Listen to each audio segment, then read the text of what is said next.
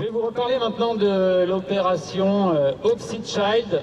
Alors j'aime pas trop les termes anglais, mais c'est comme ça qu'elle a été appelée par Réaction 19, je crois.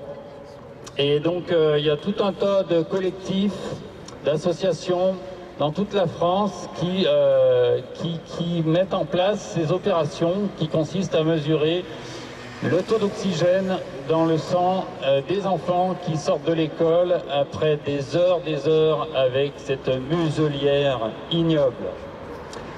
Et les résultats sont catastrophiques. On avait constaté qu'il y avait la moitié des enfants qui étaient en dessous de la norme qui est à 95. Et en parallèle de ça, il y a le collectif Action 21 Lyon 69 qui, en parallèle aussi en collaboration avec Réaction 19, a fait une opération du même type mais de manière beaucoup plus professionnelle puisqu'ils ont fait venir un huissier le matin. Ils ont mesuré le taux d'oxygène de 12 enfants et d'ailleurs ils avaient même en amont prévenu les parents.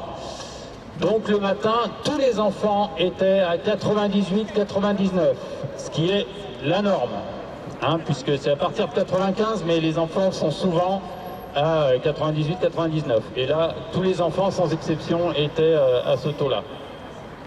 Ensuite, ils sont revenus toujours avec l'huissier à la sortie de l'école. Et là, ils ont constaté deux petits problèmes. C'est que parfois, les enfants retiraient leur masque dès la sortie et donc ils avaient le temps de se réoxygéner un peu. Et d'autre part, ils n'ont pas pu mesurer les 12 enfants du départ, ils ont pu en mesurer que 7. Sur ces 7 enfants, 6 étaient en dessous des 95 et 2 étaient très bas, un à 86, l'autre à 90. Alors je dis ça de tête, mais je suis à peu près sûr de mon coup. Et donc ça a été bien sûr constaté par l'huissier. Et j'ai lu le compte rendu, je pourrais vous le mettre à disposition. Il y a eu un compte rendu qui va être utilisé d'ailleurs certainement par la justice. Parce qu'en plus de ça, il y a une maman qui arrive avec sa fille de 6 ans, qui était toute pâle.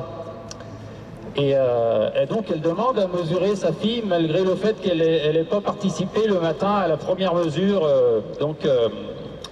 Et là il mesure la fille et je peux vous dire, j'en ai encore des trémolos dans la voix, ils ont pris 77.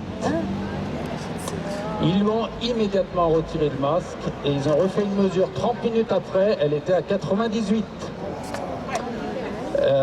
Là, on peut dire vraiment qu'on empoisonne nos enfants. Exactement. Je demande à tous ceux parmi vous qui ont été émus par ce petit récit de lever la main, s'il vous plaît. Parce que moi, je peux vous dire que j'en suis encore très ému rien que d'en parler. Et pourtant, je n'ai pas participé à cette opération-là. Donc, en fait, ça devient maintenant incontestable qu'on maltraite, et plus que maltraite, nos enfants. Il faut vraiment tous qu'on se mobilise. Il faut faire à tous les niveaux, parce qu'on n'est pas obligé de faire un truc professionnel comme l'ont fait là l'association Réaction 19 avec Action 19, Lyon 69. On peut faire à notre niveau. Il suffit d'avoir un oxymètre et on peut juste ouvrir le débat, essayer de mesurer quelques enfants à la sortie d'une école. Moi je l'ai fait à l'école de mon village, j'habite dans l'Ain à Franchelin pour ceux qui ne savaient pas, et donc hier je me suis dit il faut que j'y aille, c'est pas possible, donc j'y suis allé tout seul comme un grand et j'ai proposé aux parents, j'ai mesuré 4-5 enfants. Bon, là il s'avère qu'aucun n'était en dessous du taux, mais bon, j'ai ouvert le débat, j'en ai discuté avec des parents qui étaient très sympas. Et je pense qu'il faut à notre niveau qu'on en parle, c'est une action très importante parce qu'il est hors de question que ça dure, cette histoire de non seulement maltraiter nos enfants, mais en plus on ne connaît pas tous les effets psychologiques à long terme, on n'a pas fini de payer tout ça.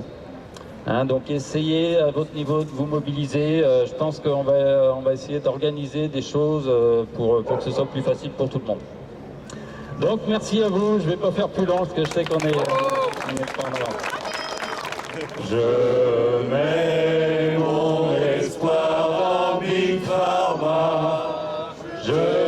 sûr de ma thrombose.